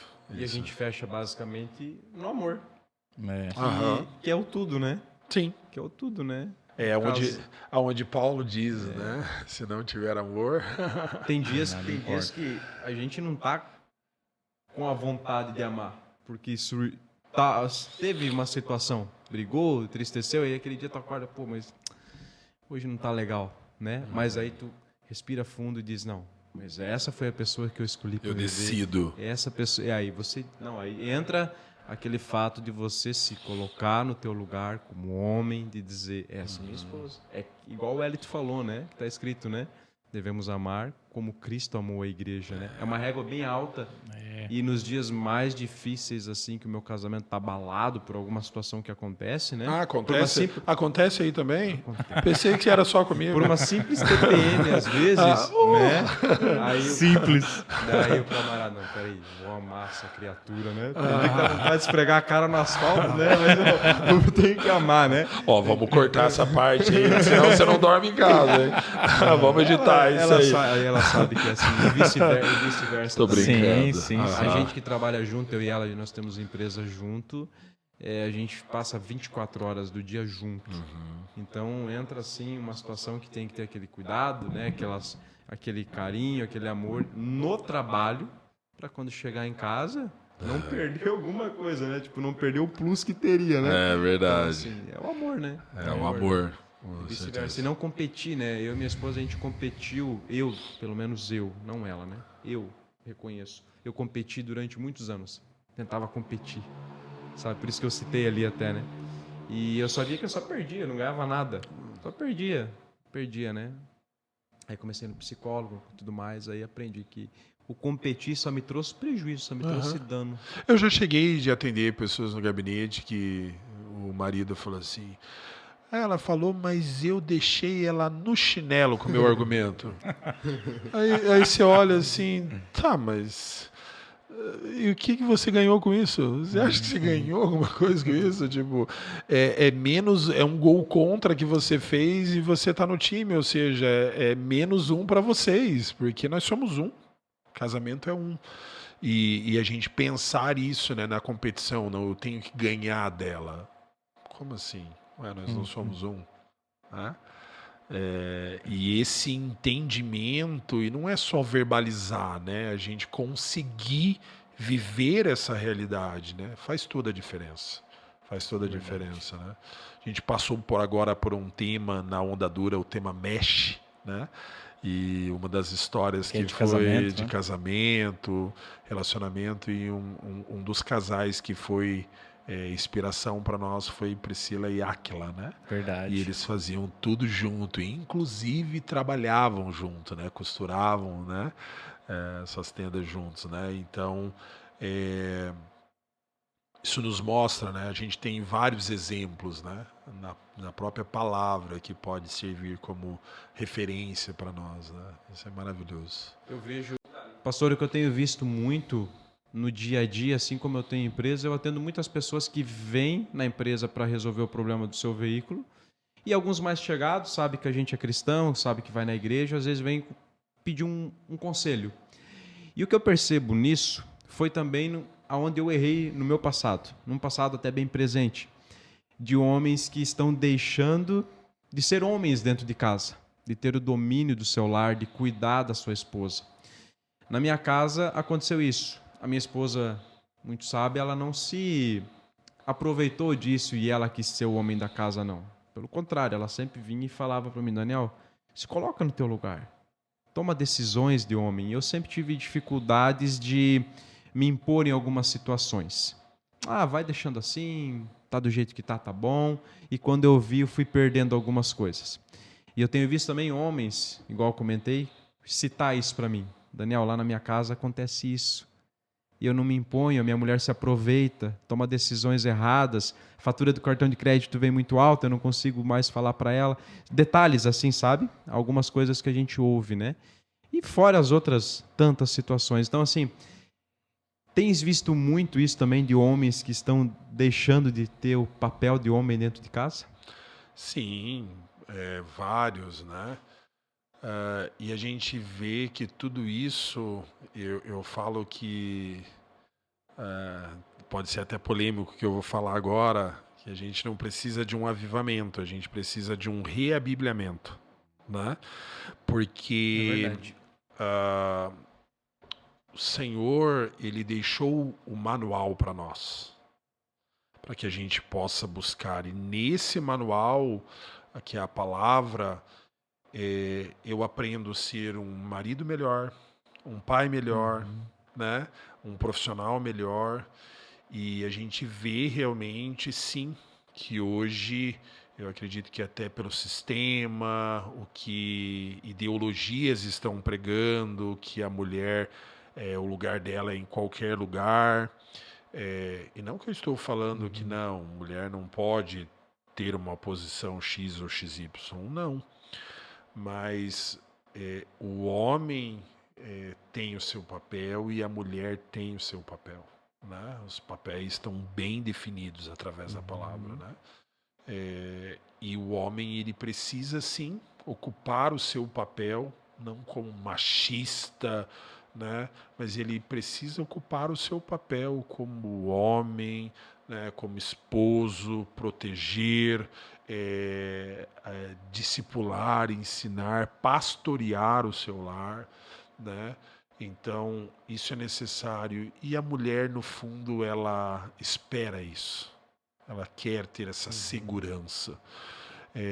Imagine só, uma mulher que é casada com um homem que sabe que ele vai dar a vida por ela se necessário for, como Cristo deu pela igreja.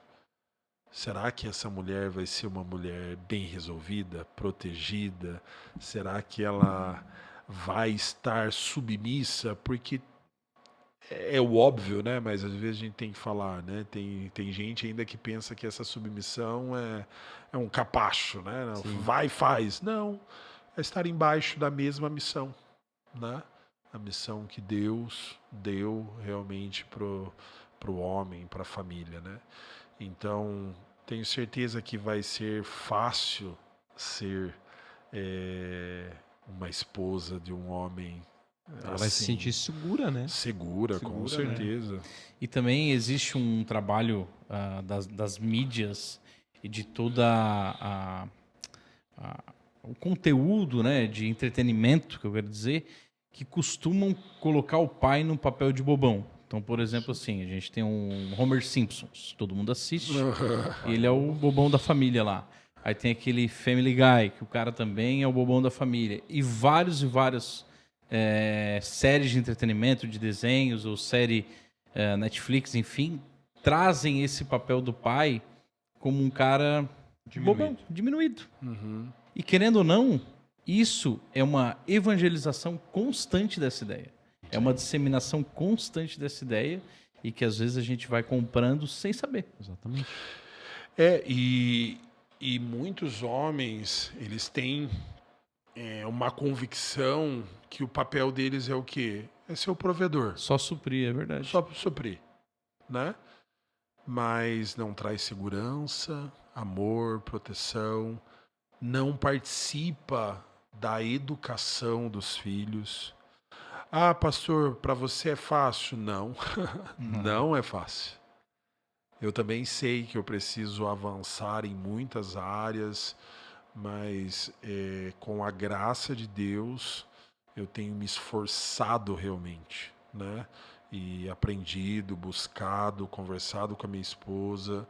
Minha esposa muitas das vezes me orienta, fala, amor, como assim a sua esposa falou, amor, preciso que você me ajude nessa área. Ah, mas no meu caso, graças a Deus, deu para perceber que a sua também é uma mulher sábia. A minha é. Porque, na verdade, o homem ele não precisa de, não casou e ele não está em busca de uma mãe, né? É Em verdade. busca de uma companheira, Exatamente. né? Não quer ali receber ordens e pronto, acabou. Quer ver homem doido faz isso, faz aquilo, faz... Não, a Cassie nunca fez isso. A Cassie, amor, caso você possa me ajudar, eu tô precisando de tal coisa, mas se você puder me ajudar. Ela nunca me ordenou a nada, nunca, sabe? Mas infelizmente tem sim, nós estamos passando por um período assim de uma fraqueza, mas eu também creio, né, que através de homens que superaram isso, que com a graça de Deus podem estar auxiliando, acompanhando, né, outros homens, né, então discipulando realmente, Sim. né, ensinando à luz da palavra de como realmente tratar, e é necessário. E a gente precisa, né, ter pessoas que a gente confia, né, nos orientando, né. Eu tenho o privilégio há 10 anos quase já, claro, ser discipulado. E hoje, desde 2019, pelo pastor Lipão, toda segunda-feira, né? E eu me lembro que quando ele começou a me discipular, uma das primeiras coisas que ele falou assim, saiba que o discipulado, ele não é só passar a mão, né? Só abraçar. Se for necessário, eu vou puxar a sua orelha, né? E o quanto eu dou valor a isso. Porque hoje pessoas pagam e muito caro para ter uma mentoria, É para verdade. ter Um coach, um né? coach. Coaching. E não, eu tenho alguém que cuida de mim, que ora por mim, que não só passa a mão na minha cabeça, mas que ministra na minha vida, me impulsiona, sabe? Isso é maravilhoso, é um privilégio de Deus. Então, assim, o que eu realmente aconselho casais, homens, mulheres, busquem, procurem pessoas, né, segundo o coração de Deus, que vão conduzir, nos auxiliar à luz da palavra, não à luz do que eu acho, né, e das minhas experiências, para nos acompanhar, para a gente crescer junto, né? E eu sempre falo, estar servindo pessoas é a melhor forma de você ser ministrado. O El tá aqui, né? A gente tem o privilégio de caminhar junto, né? Há um tempo, toda semana, às quartas-feiras. Ah, você ensina o El? Não, eu aprendo muito. Ensina bastante. Eu sou ministrado muito, né? Então é um privilégio, né? Isso é um presente realmente de Deus para nós, né? Então é importante a gente procurar pessoas que são maduras, que vão nos acompanhar. Penso. E essa caminhada do discipulado, ela é, que nem o pastor falou, assim, um não tá sobre o outro, né? Não, é está uma do caminhada. lado. Aham. E aí um vai aprendendo com o outro, assim, essa caminhada do discipulado é muito importante. É muito importante. Eu lembro que quando eu cheguei, né? E claro, nós na Onda a gente trabalha dessa forma, Sim. mas isso não quer dizer que é só essa forma, né? O discipulado ele é integral, né? Ele acontece em todo momento, né? Nós lá trabalhamos, mas ali eu fui conhecer um pouquinho mais a fundo também da importância do discipulado, né? Realmente. E eu estou há 10 anos, eu falo, meu Deus, como eu tenho aprendido, como eu tenho sido ministrado, né? Como o El falou, eu não estou na frente ou atrás, nós estamos lado a lado, né? Olhando para Cristo, caminhando para o mesmo alvo. Quantas vezes eu já cheguei, né? Orem por mim, né? Eu preciso que vocês orem por mim. E também já teve momentos que eu pude orar por eles, acompanhar, instruir. E isso é maravilhoso, maravilhoso. E um dos nossos propósitos aqui do podcast, inclusive é o nosso nome, né? De Talmicast, vem de Talmidim, que é discípulos de Cristo, né? Talmidim era o nome do discípulo. E todos têm que se colocar nessa posição, né? De um discípulo de Cristo, que é uma caminhada constante. Um trecho longo, né? Sim. De aprendizado, enfim. Maravilhoso. Ainda essa semana eu atendi um cliente aqui na loja, o seu Agenor. Eu acho que 82 anos. Olha, dirigindo. Dirigindo um Prisma. E ele é dirigente da Idade de Ouro, na Assembleia de Deus aqui de Araquari. E ele cuida, junto com o genro ou filho, não lembro, de uma casa de acolhimento de pessoas com um vício em alguma coisa, né? Sim. E ele vai para Blumenau quase que semanalmente, ele dirigindo, buscar essas pessoas que ficam no CAPS lá, para trazer para Araquari. Olha só. Um senhor, daí ele falou assim, que ele gasta o tempo dele de aposentado fazendo isso. Dirigindo, cuidando, trazendo, sabe? Então, um papel assim, olha importante só, pro reino. 82 anos, 82 anos. né? 82 anos. Podia estar em casa, tomando Sim. remédios e cansado, Assistindo a fadigado, sessão da tarde. E tava trabalhando. Ali servindo. E tem pessoas que nos perguntam, né? Sempre, pastor, eu não sei qual é o meu chamado, qual é o meu propósito. É a grande comissão, né? E de fazer discípulos por todo mundo. Começa, né? E servir as pessoas, imagine, com 82 anos ele poderia muito bem, né? Cara, já deu, já contribuí com a minha... Não, até o fim. E feliz e contente. Feliz. cara. Aí, ó. Feliz e contente, Que assim, lindo. sabe? Alegre, contando alegre, bateu o carro, acho que vindo de Blumenau, estragou umas pecinhas ali da mecânica e ele tava contente. É que as pessoas que estão fora, às vezes olham, né? Eles não entendem, cara, mas existe uma recompensa de servir o outro. Existe algo ali que que é mistério, né? É verdade. Que é uma alegria Por isso que não chamam, momentânea. por isso que chamam o crente de louco, né? É isso aí. É daí Olha pra pra frente. gente e diz, vocês são loucos, né? Daí pra Eu tenho amigo que diz, vocês são loucos, só pode. Né?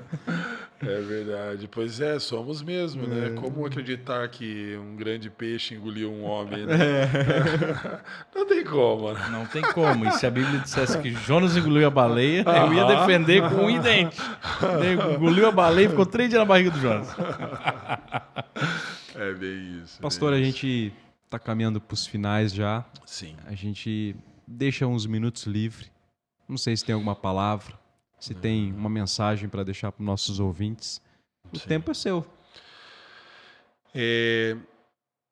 Uma reflexão que tem nos últimos dias mexido muito comigo é quando Deus Filho ora para o Pai e ele pede ao Pai que para os discípulos João 17. que eles fossem um. Mas ele não só pede para os discípulos, ele diz, eu rogo pelos que crerão. Ou seja, ele rogou por nós. Verdade. Ele rogou por aqueles que estão ouvindo, né? Para que aonde esse podcast vai chegar, a gente não sabe. Mas essa unidade não é uma unidade externa. Ele não sonhava com que houvesse apenas uma placa de igreja. Mas essa oração é para que nós fôssemos um no propósito de anunciar a verdade. E qual a verdade? Para o sistema que a gente vive, já até relativizou, né? Ah, que bom que essa é a sua verdade. Mas a gente sabe que ela é única.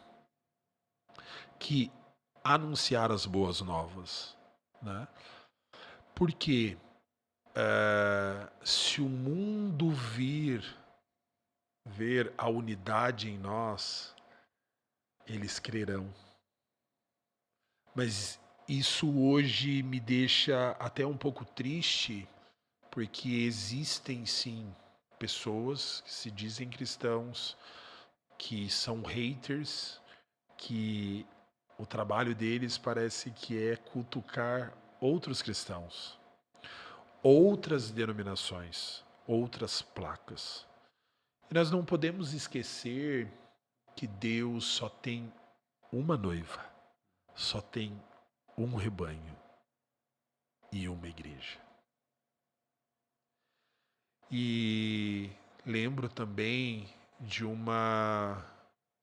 trecho do livro do Francis Chan, Cartas à Igreja. Eu não vou lembrar exatamente as palavras dele, mas ele, parafraseando, ele diz que nós temos sim vários motivos para falar da igreja, mal da igreja, que várias pessoas já saíram, né? E que a gente precisa se doer por isso. Mas uma das coisas que a gente nunca pode esquecer, que ela ainda é a noiva de Cristo. Então nós não devemos apedrejá-la, nós devemos amar a noiva de Cristo. Então, o que tem realmente nos últimos dias mexido no meu coração assim, é essa unidade, sabe? E a unidade não é nós pensarmos exatamente igual, mas é nós caminharmos juntos, lado a lado, para um único propósito, né? Que é proclamar as boas novas, o Evangelho, anunciar, apontar a Cristo. E eu acredito que o nosso papel hoje é sermos um para que o mundo possa crer, né, na pregação do Evangelho.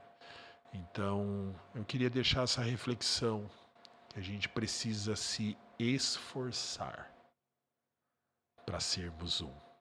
É necessário deixarmos as coisas secundárias de lado e vivermos olhando para o que realmente vai fazer a diferença. É isso que eu queria deixar. Maravilhoso. Apóstolo Paulo, né? Semana retrasada ainda eu citei aqui. Apóstolo passada. O apóstolo Paulo escreve, acho que aos Coríntios, ele diz assim: esforçai-vos para viver bem um com o outro, para que assim possam ver a face de Cristo. É isso, andar um do lado do outro em comunhão, né? Para que um dia a gente possa ver a face dele, né? E esses dias eu tenho um pastor reformado que eu gosto muito, ele de vez em quando abre caixinha do Instagram, e aí um cara pegou e botou assim: vou implantar uma igreja reformada numa periferia tomada pelo neopentecostalismo. Que você me dá de dica? Perguntou pro pastor reformado. E aí ele botou assim: chame o pastor dessa igreja que você diz neopentecostal para conversar com humildade, porque antes de você chegar lá, o evangelho já estava sendo pregado. Olha só. E às vezes a pessoa acha que está levando a verdade, mas já tem gente lá pregando. É verdade. E essa é a unidade da igreja. É a unidade da igreja. Que prazer tê-lo aqui hoje. Aprendi muito. Acho que você também, né, Wellington? Sempre. A gente é privilegiado, eu e o Daniel, de conversar aqui. Nossa. O Maurício também ali. Ainda eu tava pensando essa semana. Eu gravei um áudio pro pastor Marco, marido da Sara Pavese. Ele pediu se tinha algum tema, né? Ele vai vir daqui uns dias aqui também. E eu falei, olha, a gente é o mais privilegiado, falei, né? A gente como aqui na bancada aqui de ouvir essas histórias, sabe? Porque eu tem horas que eu saio daqui e fico viajando assim, sabe? Né? Igual tu citasse ali o primeiro ano de casado, tudo aquilo que aconteceu, né? Eu já tava assim, meu Deus, eu vi no celular dele que tinha foto de criança ali, e os filhos, o que aconteceu? Eu já tava curioso. Quando que entrou nessa história toda? Onde eles chegaram? A gente é muito edificado, meu Deus. Demais. Benção de Deus, olha. Foi um presente para mim, confesso que eu estava um pouco nervoso, porque como bom militar que fui, eu sempre gosto de estar meio que preparado, né? Daí eu falei pro El, qual que é o tema para eu estudar? Não, é um bate-papo. Daí tá bom, mas depois que eu falei tá bom, eu falei, não tá bom. Como que vai ser? Olha isso aí. Foi maravilhoso. Foi muito bom. A gente agradece muito a presença, pastor. Eu acredito que virá mais vezes, né, Com certeza. Opa. né? Alguns temas aí pra gente conversar. Eu preciso vir no mínimo mais uma, porque lá em casa tem 2 e eles vão querer mais um. Então o copinho a gente não tem mais ali, mas bolacha você bastante. O copinho tem, mas Tem. não, mas bolacha ali tem, porque acho que as meninas fizeram Não, uns mas 10 anos bolacha. eu prefiro vir de novo. Com certeza, tem que vir de novo. É só uma desculpa para voltar. só pra voltar, Só né? para dizer que eu sim me senti em casa. Obrigado, Benção de obrigado. Deus. A gente que fica feliz. Então é isso, né? Se você gostou, deixe seu like, Compartilha. comente, compartilhe com o máximo de pessoas possíveis. Se quiser depois deixar meu Vou contato, deixar. meu Instagram também, se alguém quiser Vamos colar conversar sobre família, sobre adoção, sobre... Convidar para pregar, que o pastor Saulo prega Ô, muito. glória! Aí vão perguntar, né? Mas qual o valor da oferta? É só um churrasco depois, eu sou simples. Tá facinho, Tá né? fácil. Tô brincando, a gente tá aí para servir. Meus irmãos, o Wellington falou ali, curte, compartilha, comenta, dá um like. Às vezes você está em casa pensando como eu posso evangelizar alguém, né? Você tem um celular, tem uma ferramenta poderosa na mão. Manda esse vídeo para o máximo de pessoas que você conhece. Assim você já vai estar fazendo um papel de evangelizador, anunciando o reino a muitas pessoas. Não é isso, Wellington? É isso aí. Muito obrigado pela audiência. É isso aí, obrigado, pastor, mais uma Amém. vez. Obrigado, Dá um like obrigado. aí. Um abraço, pessoal. Até mais. Tchau, tchau. Tchau, tchau.